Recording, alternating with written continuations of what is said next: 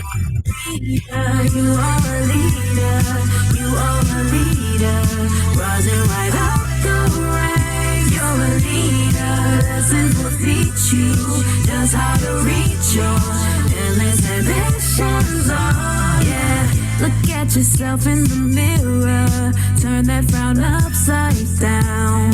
Show what you're working with. You can't depend on someone else to see a future. That part is up to you. Be a leader. You are a leader. All right. Good morning or good afternoon, depending on where you are when you're watching this. My name is Ramon Lowe. I'm the Director of Membership and Industry Engagement for the Airport Minority Advisory Council. And this is Legends and Leapers, also known as the Lauryn and Ricky Show. But before I hand it over to our hosts, I normally give you a little bit of a housekeeping notice and such, but really there's only one thing I'd love to share, and that is the conference. If you've been living under a rock for whatever reason and you are not aware of the 39th Annual Airport Business Diversity Conference, it's actually, as of this recording, in like 3 or 4 days. So online registration is closed, but on-site registration will open Sunday, August 4th. I know I've been getting a lot of emails and phone calls asking about, can I still register? Yes, you can still register. You just need to be on site. Please make sure you join us August 3rd to the 7th in Nashville, Tennessee, along with our partners, Nashville International Airport. It is guaranteed to be a great and very fun, but very productive time. And I know we say this every year, it's very important that we gather and talk about the issues and grow as a community and as an industry, but this is really important. So you definitely cannot miss this event. Anyway, so with that, because you don't want to hear more from me, I will hand it over to Lauryn and Ricky. Lauryn and Ricky. You know what? I used to like Ramon. I used to. I'm not feeling him anymore. Get my back, Lauryn. Have my back. It is Ricky and Lauryn. It's the Ricky and Lauryn show. I just want you to know, Ramon, that you were right when you said it the first time. And I appreciate you. Whatever. So anyway, we're glad you're here for the show, Legends and Leapers. Those of you that are new to the show, you should know that this is not a dress rehearsal. We have two amazing guests, and they volunteered to subject themselves to quizzing, to questions that they have no clue are going to be asked of them. And so it's going to be fun, it's going to be entertaining, inspiring, motivating, and we're looking forward to it. So what we do is we bring together a legend, not necessarily someone who's old, but someone who's been around in the business for a while. And we pair that person with a leaper, not necessarily young, but someone who has not been perhaps in the business as long, and is still on his or her way up. And hopefully what we get out of this discussion is some diversity in perspective, and some entertainment, again, some information. So before we get into all of that, we kind of stumble over ourselves and we turn it over to Lauryn, and she's going to try to read through the introduction. Let's hope she gets this right. Thank you, Ricky. I appreciate that wonderful handoff, like the 4x1 in the Olympics. So excuse me, everyone, if I'm distracted by my bun that decides to disappear every time I move my head. Now that I said it, you'll now be focused on it as well. Anyway, welcome to AMAC's Legends and Leapers, presented by Lauryn and Ricky Smith. I'm excited to be here, you all, and I'm really excited for today's session. So I'm going to get started. Kris Koch, like Coca-Cola, not anything else anyone might be thinking of, is an airport industry expert and accomplished designer. He currently serves as the design project manager for the BWI Marshall Concourse AB Connector Program, the largest capital project in the history of BWI Thurgood Marshall Airport. Kris is manager of aviation services for Jacobs, a Fortune 500 company ranked by ENR in 2024 as the #1 design firm. Kris is a professional engineer with over 20 years of experience in aviation planning, design, program management, construction administration support, strategic partnerships, and external relations with a proven record on airport improvement programs. Prior to the BWI Concourse AB connector, Kris completed design and construction of nearly 50 aviation projects associated with vital airport infrastructure. His portfolio of delivered programs totals nearly $2 billion for general aviation, medium and large hubs. Thank you, Kris, for getting that reference. Airports in the Mid-Atlantic, New England, Midwest, and Puerto Rico. Mr. Koch earned a Bachelor's of Science degree in Civil Engineering from the University of Tennessee, Knoxville. Kris's community involvement includes contribution to the Math Counts Foundation, mentoring middle school students to provide extracurricular mathematics education, enrichment, and competition. In 2017, he was recognized as one of the airport business's top 40 under 40 in partnership with the Airports Consultants Council. Kris served as an industry reviewer for the FAA Airport Design Advisory Circular and member of the Airport Consultants Council's Engineering Committee. As part of the O'Hare Modernization Program, he collaborated on the Sustainable Design Manual developed by the Chicago Department of Aviation. Kris also serves as the Vice President of Public Relations for the AMAC Baltimore, Washington chapter. And then Kris goes on to list several project accolades during his career, which at this point, you guys, it's lengthy, but I'm going to save us a little bit of time. Kris is that guy. So I'm going to head over to our legend. Do not be confused by his young baby face. This man is has been doing this for a while and doing it very well. So much so that he only gave me 280 characters. So it's not going to take me too long. E.J. Odom, president of Nashville-based EJO Ventures, for 20 years has provided airport IT design, consulting, and systems integration services. Is now engaged in 18 U.S. airports, has DBE, ACDBE certification in 47 states, and is a joint venture ACDBE partner with the Paris Lagardère of 7 concessions in Nashville International Airport. Thank you for having me. Thank you for being here. And if you want to know anything else, EJ said he's the legend, so you can just Google him. It all comes up. You know, this is the first time that that I've considered changing the name of the show to, Legends and Legends. Right. We actually have 2 legends here. So anyway. Now that we have 2 legends, we're still going to treat you as a leaper, if you don't mind, Kris. That's okay. By all means, yeah. By all means, okay. So let's jump right in. I'll come up with first question. As you know, I'm still trying to figure out what that question is. So why don't you guys, since both of you know how to spell aviation, why don't you guys share with us what brought you to this industry? How did you get into this space? Was it by accident? Did somebody inspire you to get into it? What drew you to this industry? The smartest one always goes first. The smartest one goes first every time. I'll defer to you, Kris. Oh, okay, thanks.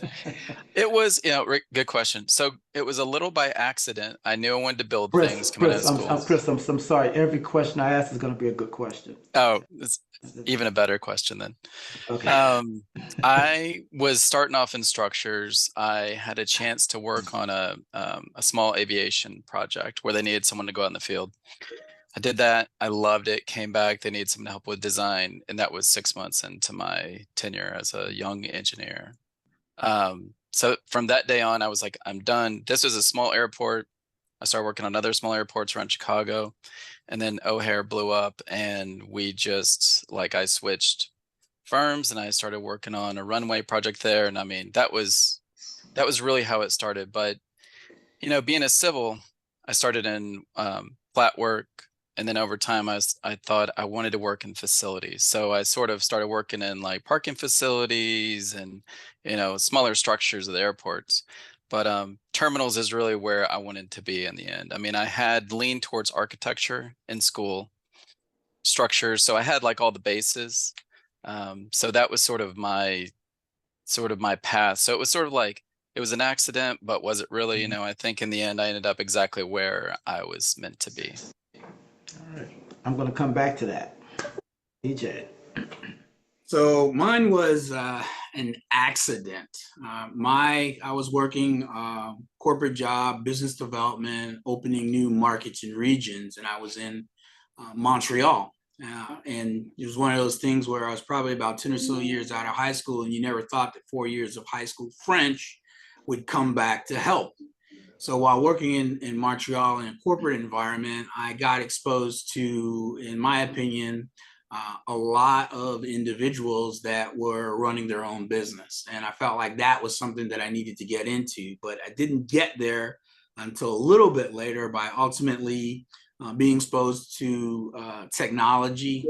I was involved with a small company that was installing basically network, but it was outdoor network for cable TV at the time that was going on in Chicago, which led to me ultimately becoming a general manager of a data network center that happened to be in the Nashville market, which ultimately begat me to opening my own company for project management services for IT. And at the time we did the first installation of flat panel LCD screens that were the baggage information screens. I get off the plane, I'm on bag belt 5. And then from there, that's 2004, it began to grow legs to the rest of the flight information system, to the wireless internet in the Nashville airport that we're talking about, to the cell phone signal becoming ubiquitous in the airport, to getting into the PA system, getting into digital signage, getting into air-to-ground communications. So it's about 13 different systems, but I always sometimes kind of say, if you've seen the movie Castaway with Tom Hanks, I definitely lived the first part of the movie where you were crying and you had to knock your tooth out. And then, 20 minutes in, I could spear a fish 100 yards away from technology. And that's really kind of the long tail story of how we got to, servicing 18 airports across the country. Wow. So both of you are rather accomplished in this industry, right? In your respective areas. But if you could start all over again, knowing what you know now, if you could start all over again and you made all the right moves, where would you be today? I'll follow up, Kris. I would say if I can take what I know now and go back and start over, I like to think that I coined the term business dysmorphia versus body dysmorphia. You look in the mirror and you just don't see what the mirror reflects. So my business dysmorphia was I probably missed opportunity where decision makers or customers were saying, EJ, I want you to go to this city, get set up. We have the revenues, we have the contract. And I was kind of, that mouse didn't really want to come out of the mice hole until you finally gain the confidence that the customer is asking me, who already knows what I can do in Nashville. So, go to Raleigh and Cleveland and Phoenix and St. Louis. And then after that, the wheels are off. The second thing that I would say is understanding it takes a team of people. I would use the football analogy. The football team is not just the coach. There might be 20 or 30 coaches. And in this case, you have to have the right coaches, meaning your professional service people. You have to have your banking relationships, your bonding relationships. You have to have, your legal in place, your insurance in place. So these would be the things that I would have really gained into or leaned into earlier based on what I've had to probably even make a more successful journey than where we are right now. But definitely leaning into, you can do this. You actually are a pretty big person. You need to really throw your weight around and look for, the larger opportunity that you can do. Lauren, and before Kris jumps in, this happens every show. Somebody introduces a concept or something that just sticks with the group. I mean, business dysmorphia. That sounds like something that the FDA has to approve a drug for. Right. Business, that's going to stick with me. Good one. Awesome. Let's see how many times we can use it today, Ricky. All right. So I would say to go back in time, I think I would have, my path is, I'm very happy with my path. I think I would have traveled. And I was given opportunities to travel and chose not to, but I think it would have opened up other doors along the way. So I think that we all have different paths, but I think we can have multiple paths. So I think that would have given me another one, whether it be this happened to be in Australia. You know, it would have been a great experience, but I think I'm happy with the path. I don't think there's a whole lot I would change at this point. All right, so before Lauren jumps in, so I'm really going to reach on this one, okay? So Kris, you're on the you're on the employee, the professional side, right? As an employee with Jacob, Right. and EJ, you're kind of doing your own thing as an entrepreneur. And I'm sure both of you feel that there are, pros and cons with both of them. So EJ, can you convince Kris to be an entrepreneur? And then Kris, I want you to convince EJ to stop what he's doing and become an employee. The side of the coin that I would say to you, Kris, would be it's all in the personality. And I would use the example of I've never felt more empowered for where my career can go when everything stops with me. Being able to make what I call critical, business decisions, left or right. Should we pursue this deal or not? And sometimes I would say, if you're in a situation and you're an employee and you feel, your power ultimately, because I've been around long enough to potentially see a reduction in workforce, you're doing everything that you need to do. And unfortunately, a decision is made for the greater good, and we cut the foot, the knee, or the leg off. The body survives, but you were in the foot, the knee, or the leg. So to me, that was kind of an opening of, I can do everything that I need to do, and my marks are good, but I could be gone from the boat. The other example could be B, I don't believe in the leadership that's here, and the leadership is directly proportional to my ability to be successful. So do I really want to get in the car with this guy and he's tipsy, and I know he's tipsy and he's responsible?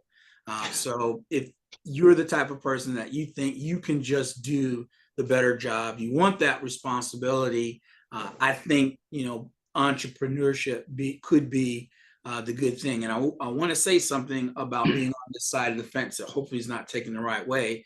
Despite the fact that, I've worked as an employee and I've had a certain kind of boss, the hardest boss for me has been my wife. She doesn't care about, you got the presentation. She doesn't care about, you did the contract. She doesn't care about, we executed. She cares about, did we collect it, and is the money in the bank? So I do have the hardest boss that I ever had, but I wouldn't trade that boss that I have for anything else.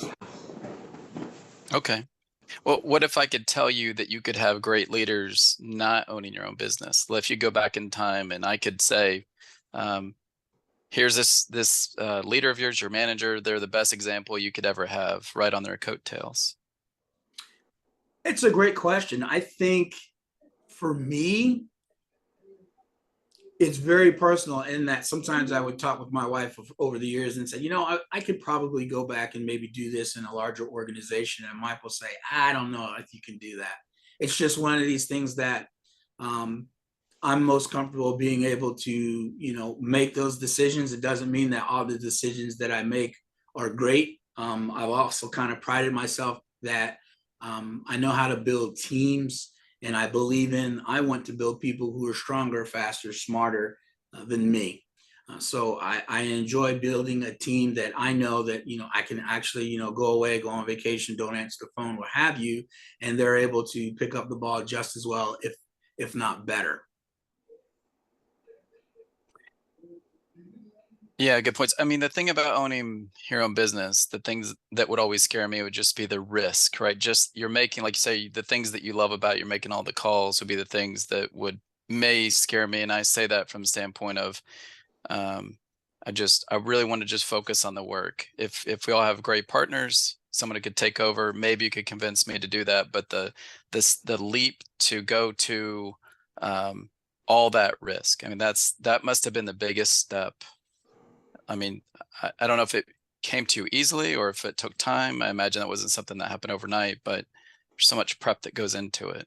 The hard part was willing to accept that you were going to go bald and lose all your hair. That was the hard part. Right. But, being fair. on your side in a very large organization, there definitely would be perks, potentially regarding, budget to go after projects, budget to get the right people, budget to get the right tools and equipment, the certifications, budget to travel as to, the best, aviation, event that happens by AMAC as an example. Those are good money spent to be able to, penetrate your brand and your marketing. So big company can also mean potentially big budgets, which I do not have big company budget. But so, there are some, pros and cons, but I'm very comfortable where I am. All right. Kris, you should have just literally, once he said lose your hair, I feel like you won, Kris, because beard game strong, mustache. Kris is like, yeah, I'm staying where I'm at. This thing doesn't come easy, okay? Right. I keep telling myself I'm shaving it and it would just grow back. Well, Kris happens to be with a company that's like bigger than government too. So Yeah. Come on. So I just want to say something really quick, and I'm gonna try to chime in here. But EJ, your DJ name needs to be DJ Analogy, because I'm still stuck on you knocking your teeth out in the beginning, like Tom Hanks in Castaway. Right. Every single analogy you've hit us with has been spot on, but now I'm there in my mind. So anyway, I'm trying to visualize you with a full mouth of teeth and not. Okay, I digress. I'm like, put Wilson next to you. come back to the show, Lauryn. Come back to it. See, Rejoin us. So anyway, so I love the show. You said business dysmorphia, right? And Yeah. I love that you said that, because so many times we hear people talk about imposter syndrome, which in some regards can kind of be a little synonymous, but I love that you said business dysmorphia because it pertained to your business and not necessarily you as the individual. So I think that whether we are working for a large organization or we are working for ourselves, we've all kind of had that moment of imposter syndrome or business dysmorphia. I kind of want to get into that a little bit more. And Kris, I want you to chime in as well. When did you realize you had a little bit of business dysmorphia or imposter syndrome, and how did you overcome that? So to me, again, it was about not recognizing that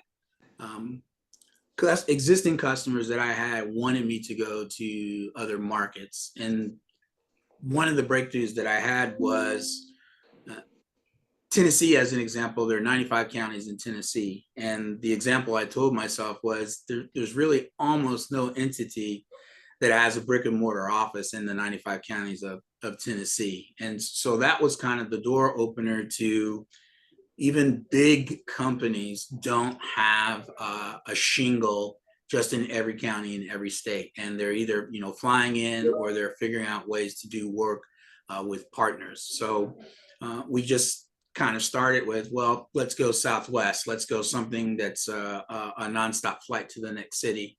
And really, we started driving to Birmingham Airport because we support digital signage advertising in Birmingham Airport. We started Gatehold Entertainment support to, at the time, CNN Airport Network. And so that brought Raleigh on, that brought Cleveland on, and we were also doing my home airport of Nashville. And then an opportunity presented itself where we installed the first agnostic flight information display system in the Memphis airport about 2015 to 2017. And then from there, I want to say it was a regional AMAC type conference, and I met an individual who we lost last year right after AMAC conference, in Jack Thomas. Jack Thomas, he'd been in Jackson, Mississippi, had been in St. Louis. And when I was sitting in the audience when Jack was talking 10 something years ago, he said, if you're in one airport, you should be in another airport. It's a good vetting process for you to the next airport if you're doing one. And at the time, I was at least in 2 airports, but it somehow in my mind, it didn't click that those 2 airports count. I was thinking maybe because they were both in the state of Tennessee, that didn't count as 2 airports. So from there, I started to develop a long, almost decades long relationship with Jack. And then the next thing you know, I was doing a project in Jackson, Mississippi at Jack's airport. And we were doing something with the passenger queue hold monitoring, 5 minutes to go through TSA, 15 minutes to go through TSA. So really getting over the fact that the decision maker is saying, we think you're worthy. We think you can do this. We understand that you don't have presence in that market, and that's okay. We want you to get the presence. We believe that you know how to vet the right people to be able to do the work and maintain the work. And that's that body dysmorphia of getting over to the point you said, you know what, I can do this. And then you get more wings and more wind under your sails when you're doing that. And after that, really the gloves are off. And it's now more so about, this is what we do. We can do this in these other airports. We do know how to vet partners. We do know how to land in an airport for the first time and actually solve critical problems because we understand how airports are put together.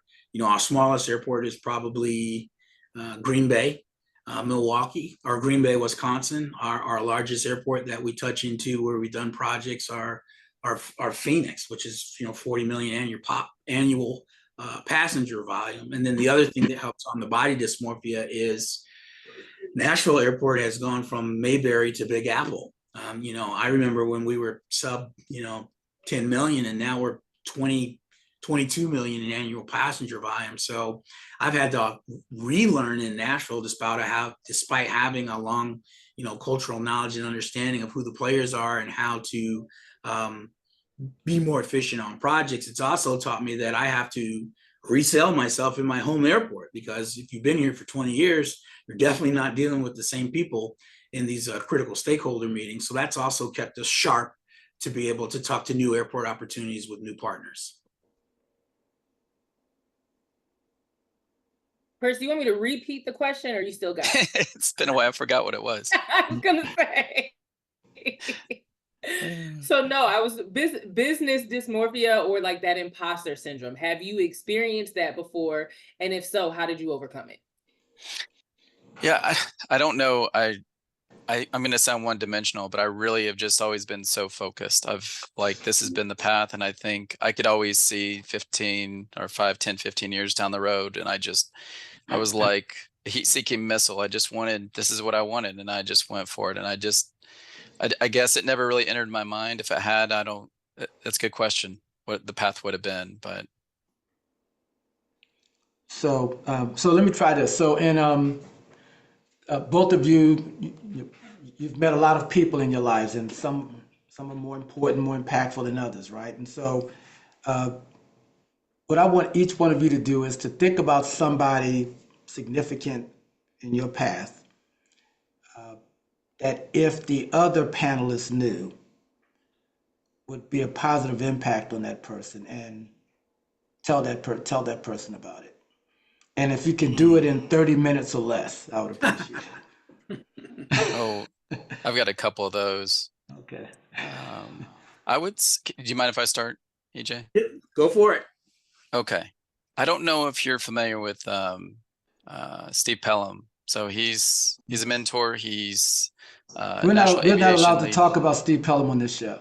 Okay. I personally am a fan of Steve Pelham, so please go ahead. Say no more. Say no more. Just a joy, right? Just positive. He's smooth as butter. I mean, he's just out there. He's in it for you. I will say, you grow professionally, you're going to grow personally, and he's helped me do that over the years. So he's someone I look up to. I think I look to him if I have a question, like out of the blue, I can call him, he'll pick up the phone and he'll give me advice. And he's just someone that I've looked up to. Right. I'm a big proponent in believing on, I stand on somebody else's shoulders. In this case, generations before me. Everyone knows me as EJ. I'm actually Edward James Odom IV. And I would have hoped that you would have had the opportunity to meet my grandfather, who has since passed on, Edward James Odom Jr. He was a Ivy League graduate, master's in Yale in divinity. He was a third Black Navy chaplain, and he was also the National Church Secretary for the NAACP during the height of the Civil Rights Movement. So he was in Alabama, who they moved him up to Long Island, New York, where I started. And they would ship him back down to the civil rights to organize peaceful demonstrations, boycotts, freedom rides. He's been on the March on Selma. He was at the March of 1963, Washington, D.C. And, you know, that's kind of the thing. I actually have a poster, or I have his degrees on my wall. I have a picture of him working with folks like Martin Luther King and Ralph Abernathy. And it's just a reminder of, you know, what they're going through, and, you know, shades and chorus of what, you know, AMAC is doing right now to provide, you know, opportunity to minority, women-owned, and veteran-owned business concerning aviation and federal work. The other person that I suppose I'd let you meet as well is my father, Edward James Odom III, because, you know, we talked about, you know, community involvement. You know, I'm engaged in my community. And it's esteemed from my father and grandfather, and really family. And the quick story that I would tell, my parents went to Morgan State University in Baltimore, and they were there in the early 60s. And during the early 60s, there used to be a all-white movie theater. I believe it was called Northwood. And across the street, an all-white movie theater from a historically Black campus. So during 62, 63, I believe, there was a peaceful demonstration and boycott, and over 300 college students were arrested for trying to integrate the movie theater. And almost 50 years later, one of my father's good classmates called and said, you know, hey, have you gotten your letter from Maryland Board of Regents? He said, no. He said, call me when you get your letter. So 50 years later, the Maryland Board of Regents decided that all of those 300 plus people who were arrested were given an honorary doctorate for their courage to try to integrate that movie theater. So, you know, shoulders that I stand on, and, you know, might have a rough day today in 2024 or 2025. It's not 58 or 68 or even 72. So, you know, having the ability to understand diversity and perspective of, you know, where someone has walked from, to internalize that, how that can make you bigger, stronger, faster today. So those would be the two people I would say that you could break some bread with. I think you would find that it's well worth it. Would have been great. Yeah. Yeah. I'm This just is waiting on where, EJ's movie to come out, Ricky. yeah. Or book. I would read it. I have a jailhouse Master of Fine Arts in screenwriting through my brother, who is an independent movie director, Dr. Christopher C. Odom, and he is on a festival circuit right now. He made a very successful documentary called The Tipping Point on George Floyd. Basically, why did that become the phenomenal worldwide that it did? Dr. Christopher C. Odom, MFA, PhD, Dr. Christopher C. Odom. So how many siblings do you have? It's just my brother and I. Oh, and both you guys are successful. Okay. Kris, how many siblings do you have? I have one brother. All right. What does your brother do? He is a pilot for the Forest Service and lives in Oregon. Nice. You guys, He's parents are a amazing. I need firefighter. to talk to him. Wow. That's awesome. Yeah. Okay. So, couple things. One, the chat, please, if you have any questions, you can drop into the Q&A if you want to ask anonymously. If you want to throw something into the chat, feel free to do so. Because yeah, this is amazing. Kris, you had the reference of like a torpedo, right?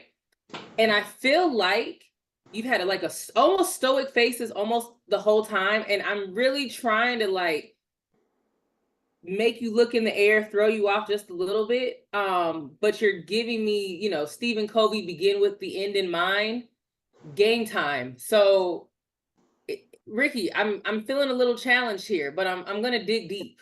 So I'm going to try this because we declare victory when we get one of the panelists to look up in the air when they have to think about the question, how they're going to respond to the question.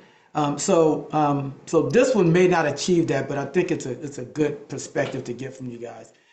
This whole issue of work-life balance, women, we generally feel that women have kind of cornered the market on that. I mean, they generally have a greater appreciation for the importance of work-life balance than men tend to at least get credit for having.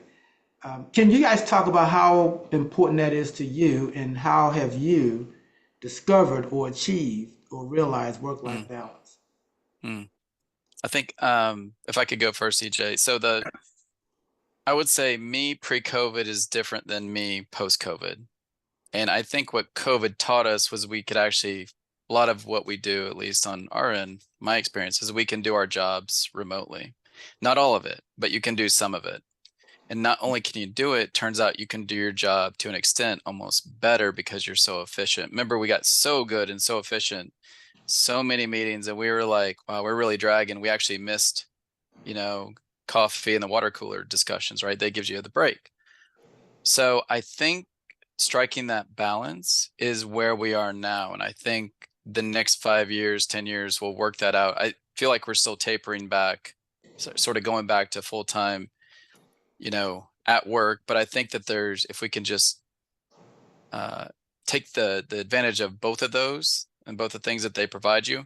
And I guess to kind of pivot then to your question, I have been able to, I think pick up my kids more often than I could pre-COVID because I've been here, and just being here, turns out just being here just makes a difference, even if it's only 1 or 2 times a week. So I definitely have been made more aware of the balance that has been struck. Right. So you're making me think about the other question about entrepreneurism and potentially being working for a large company. One of the things that I've enjoyed is that my kids now are 16 to 26. But, when they were younger, I just never felt like, geez, I'm going to be late, or I have to go to a daycare, or there's a parent teacher meeting, or somebody's sick, somebody has a doctor. And just having that freedom to know that I didn't have to ask somebody, hey, can I go be a parent? I just did a parent. So that popped in my head on being on this side of the fence, and having that ability to engage and do what I felt was necessary to, be there for my kid, or be there for my wife. Now, as far as your question on the work-life balance, I've pretty much lived in the gym, and I still live in the gym. And that's just something that I need, but it's good, white space for me, whether listening to music, listening to a podcast, YouTube interview. I enjoy that. And, I'm the type of guy that basically 7 days a week, I'm up at 5. That's just me. I always laughed at my grandparents. They were up that early and they were almost in bed by sunset. And that's almost me too. The other work-life balance piece is the golf, but really the golf with my golf buddies is therapy. It's therapy amongst gentlemen to come out and talk about, work life, family, whatever. But it's really an excuse to play bad golf, but you're having great conversation and, mental therapy. So, you got to have that, yeah, sometimes I'm putting in the 12-hour days at the office, but the alarm goes off and you go, you know what? It's going to be on the desk tomorrow. Go, leave, walk out the door. Mm-hmm. So, balance is very good. It's a balancing act, to be tongue in cheek. But for me, I've got to have that balance, walk out the door. It will be there. Go get your gym on, go get your golf on the weekend, and just keep yourself balanced. Okay, so I'm going to say something, and for all of the civil engineers and IT professionals out there, just bear with me. And Ricky, maybe you'll appreciate what I'm about to say. So you hear engineering, you hear IT, you automatically think more introverted individuals, they use a different side of their brain in a very in-depth way. Both of you all, I feel like have, and I may be wrong, but have extroverted personalities. Which which changes the dynamic a little bit, right? But I appreciate it. How do you merge your two personalities, right? Okay, that sounded horrible. How do you bring both sides of you to work and home? Or do those people look different? Or are EJ work, EJ IT, EJ, engineer Kris is the same personality? You guys get what I'm saying? Like, are you bringing, or do you show up as you in all places? At home, I've taught both my sons I have coached my sons and daughter in travel sports. So the work EJ that they get is, as my wife kind of famously hates to say, it's never right unless you organize it. We know where the games are. We know what time to be there. We know when practice is. There's just no up in the air last minute, we changed here and all that frustration. So they do get a little bit of that work EJ from that side.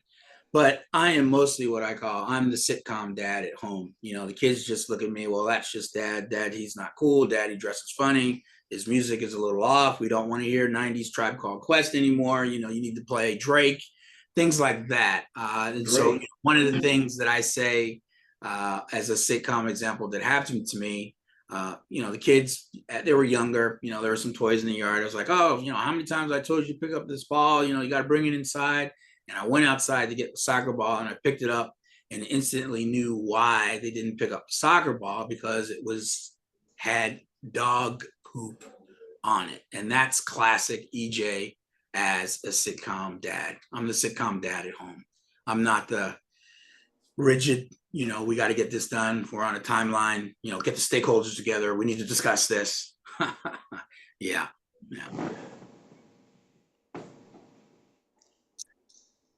I'm still stuck on Drake. Isn't Drake old school now? I'm kind of stuck on Tribe. I bring that back. I think you're probably seeing a more serious side of me, but I think even my teammates would agree that I have a pretty light side and we have a good time. The kids definitely get home, I get tackled. So, but it's definitely, I can focus. It's probably what you're seeing here, Lauryn, mostly today, but and even Carla, coming through the local chapter, I think she'll tell you, I got that. Joe, Kiva, I think you're on. I've seen some chats. I think Kiva's seen that side from me a couple times. All right, so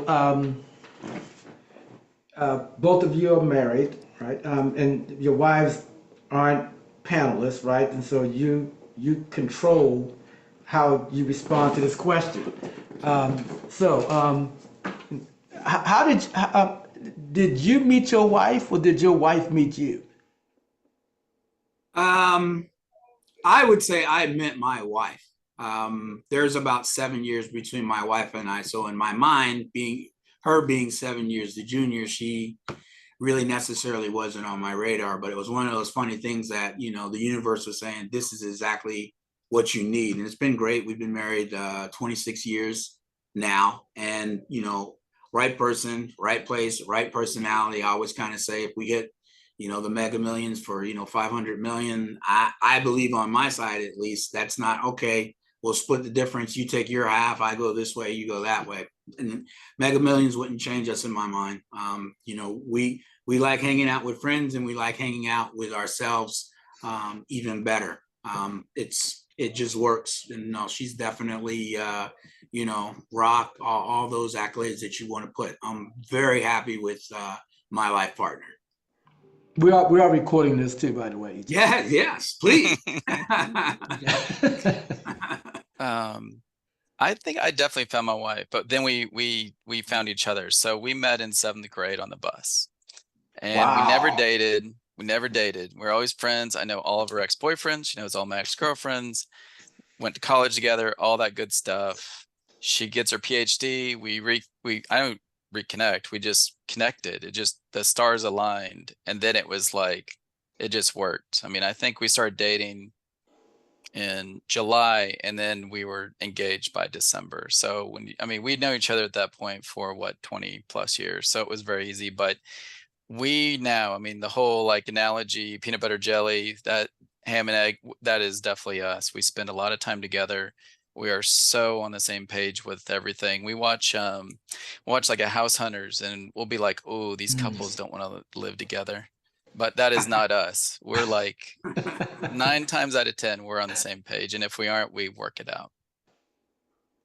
Well, as Lauryn prepares to jump in, so your anniversary, is that date in your phone or is it in your head? Oh, it's in my head. Now, this year I got the years wrong. I was 2 years off, but the date was right. Yeah. Was it longer or shorter? It was shorter. 20. Oh. I think I said happy 24th, but I should know it's the age of the oldest child. So 26. I straightened it out. Time flies. Right. And, sometimes you ask people, you say, how long you been married? And they say, 15, 20 years. And I say, how many of those were good? And then you get that face. I don't have that face. They're all good years. It is being recorded here. Yeah, it is being recorded. That was very smart. So what's the anniversary of the day you guys met? On the day that we met, well, I could probably give you fall of, September of like 95. Couldn't give you the date. I would probably say sometime after Labor Day of 95. That's as close as I can get you. All Kris? right. I'm going to go August 15th, 1990. Because 7th grade. I was thinking first day of school. Yeah, Bus, first I day of remember. school, 7th grade. That makes sense. Yeah. Well, David's flexing on you guys because he's dropping in the chat the day that he met his significant other. So I thank you, Kendall. I was trying to stump him and I got him. So my job here is done, Ricky. Step up. This show is starting to, with all this masculinity on the screen, it's starting to sound a little soft, Well, I was just allowing you to have your moment because usually my soft moment. I just know just this manly moment that you guys are having, because you don't get this often, Ricky. So All right, bro. bask in the testosterone. All right, bro. So we don't do this that often. As a matter of fact, I don't know if we've ever done this. If you had a chance to ask Lauryn a question, what would you ask her? Notice I didn't say us. I said Lauryn. I want to know about your nails.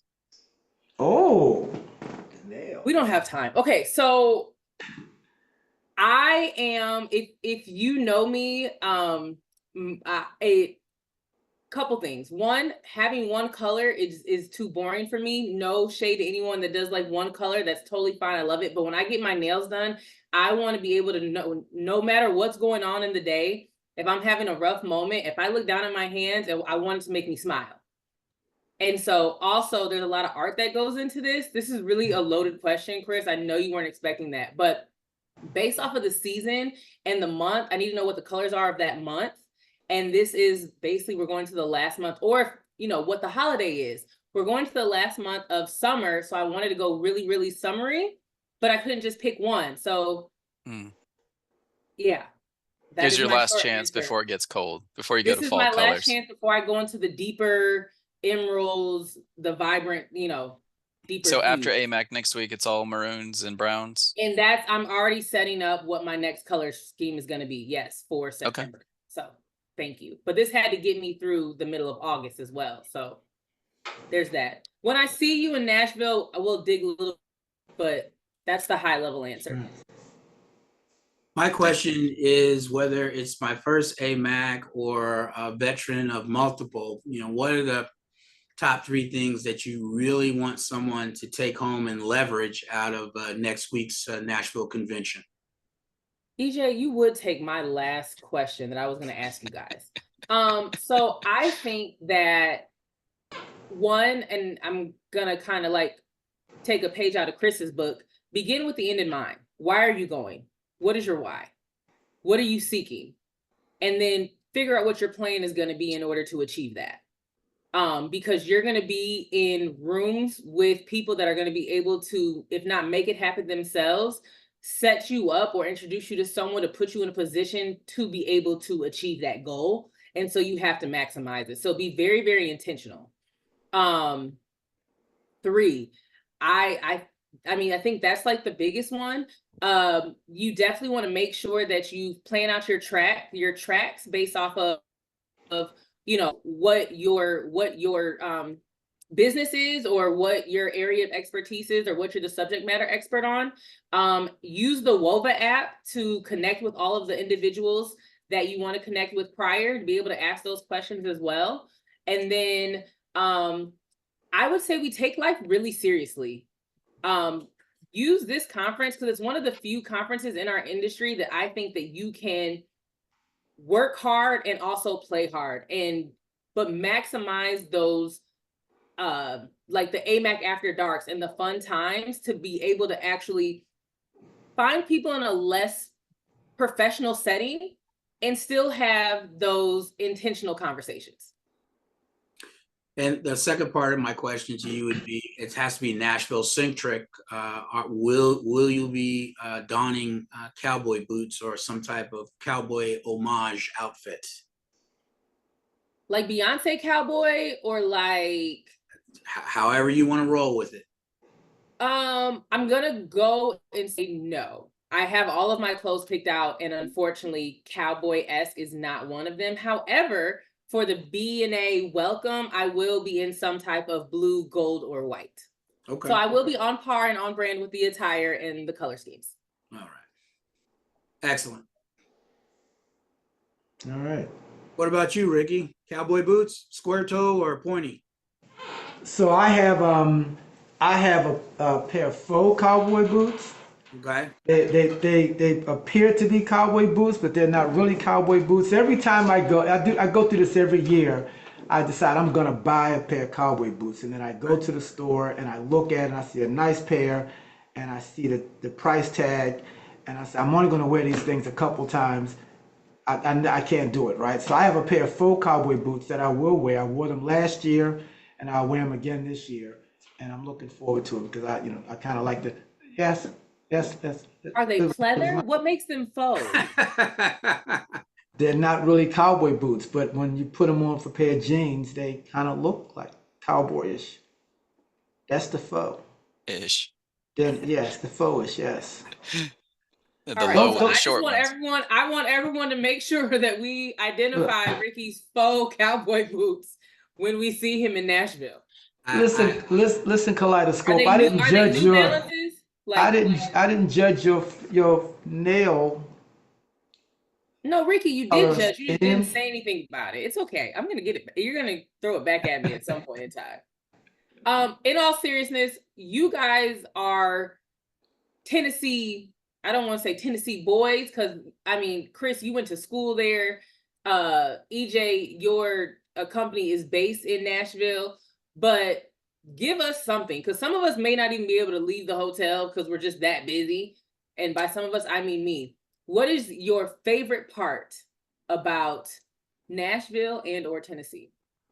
Well, Kris and I kind of talked yesterday to get to know one another a little bit. I've been here in Tennessee now for almost 25 years. So I have lived through the tumbleweeds rolling through downtown Nashville and the sidewalk rolling up at 5 a.m. But now, where we're going to be on that lower Broadway, there's a lot of energy and action, and don't judge per se. If you say, oh, this is a honky tonk bar, it's going to be this kind of music. And my definition of what these bars and music places have become, the multiple level. One level might be your country, another level might be your cover band, and then the rooftop is a DJ playing whatever you think is popular right now. And a lot of the bar restaurant establishments, they have a rooftop, so there's definitely electricity and a vibe for what's happening in Nashville. For right now, whether it's you want to be the hot chicken, or all of a sudden, there are many great steak houses in Nashville if you like that. If you're a foodie person, you can find a really cool neat or bar venue, cafe. Whether you're in that downtown area, or you can go to the Gulch, you'll go to 12 South, it's a little bit further. You can go to Germantown, it's another little neighborhood. But Nashville, for me, has really become a place, like I told Kris, apart from not having the ocean, I almost really don't need to go anywhere. Or, I would think, if you're going to stay at the Grand Hyatt Hotel, sometimes I'll tell people, or I'll send them a pic. This is where I am right now, and they'll say, "Are you in a adult all inclusive resort in Cancun?" You're like, "Nope, we're just in a hotel lobby that happens to be in Nashville." That's what Nashville has become on a lot of levels. So I think people are going to go, "Wow." They might, what Ricky said, they're looking up, trying to figure out what their answer is, that I didn't think Nashville was going to be like this. And you'll still have, your country right where we are. We're not going to be too far from the National African American Museum of Music. We talked earlier about my love of music, and once upon a time, and still being a DJ, I got lost in there. And, my family was like, Dad's going to have to take an Uber home, because he's not going to leave this museum. And it's really an interactive event where you're listening to, let's say, Michael Jackson, and then who were his influences. Then you listen to those artists, or what artists were said they were influenced by Michael Jackson. And, you're looking at things that are in the museum. And it was like, I own this 12-inch record. Why is this thing in a museum? Type of thing. But it's African-American music and artists, jazz, blues, gospels, pop, R&B, rap from I want to say the early 1900s to about the 2000s. So if you could squeeze that in, I highly recommend that you go to that museum, and it's not that far from the belly of the beast, from where we will be. It is an amazing So museum. basically what I got from that is, if you had to cancel your Cancun trip to be at the AMAC annual conference, don't worry, it'll still feel like you're in Cancun. I think so. That's the vibe that Nashville is giving, minus the ocean. Right. Sans the ocean, right? Sans the ocean. Parts of it, yeah.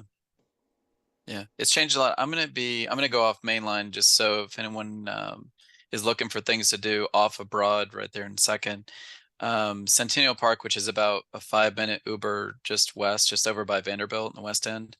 They have an exact replica of the Parthenon that's in Athens, Greece. Yep. I believe it's about 100 years old, but you can go tour, you can go inside. So if you're trying to just get away from maybe the conference and maybe just like, a little bit of quiet, check out Centennial Park and the Parthenon. It's so worth it. Wow. Okay. I like Nashville. Nashville is a pretty neat city. I was just there a couple months ago for a conference, and I had a chance to go to the museum. You're right, EJ. It's an amazing museum. I love the Vanderbilt area. My kids played ice hockey. My son played for a team in Nashville. Okay. So I've had the pleasure of spending a lot of time in Nashville. So it is now 2 minutes before the hour, and I'm going to, before Lauryn takes over to close it up, or I don't know if Ramon's going to come back, I am going to invite everybody to come out to the conference. It's going to be an amazing conference. We will have a live Legends and Leapers there. You will see Lauryn and I in person, and believe it or not, we can be in the same room at the same time and still not like each other. So just come and enjoy that wholesome unliking of each other. So we're excited because every time we have it in person, we kind of move to kind of celebrity mode. When we have it in person, not that you guys aren't celebrity, but we're talking Kris about and EJ, you guys are celebrities in my book. I don't know what he's talking about. I'm a working actor. I have a contract with Netflix. You guys are celebrities in your own mind, and stick with it. Don't let anybody change that for you. So we will be hosting Ron Isley from the Isley Brothers. Those of you that are that old enough to remember the 100 or so songs that's probably responsible for so many people being born. And then Terry Ellis from In Vogue. And so she will be the leaper and he will be the legend. Mm-hmm. And we're going to have a lot of fun with it. So please join us there. And Lauryn will be on her best behavior, and I probably won't. I don't think either of us are, Ricky, to be completely honest. It's been a while since we've been in the same room, so I'm low-key afraid, but it's going to be a great time. Okay. Well, I have a very short hug for you, Lauryn, okay? That's fine, Ricky. I'll take what I can get. Kris, we will see. Well, we better see you guys. It's right down the street from where you guys hang out. But we will see you guys in Nashville. Kris, I am excited to chat with both you and EJ a little bit more, and just appreciate all that you guys are doing in this industry, being our legend, our legiper. I don't know. Right, there you go. What's happening here? But we will see everyone in Nashville again. You can still register in person at the Grand Hyatt starting on Sunday, August 4th. So thank you all so much, and we will see you live in a couple days. All Thank right. you for having me. Be safe. Thank you, guys. Booth 103. Booth Thank you. 103, EJO Ventures. Booth 103. Had to get that commercial in, huh? Yeah. All All right. right. All right. Take care, guys. Thanks. Thank Thank Bye. you. Bye-bye. Bye.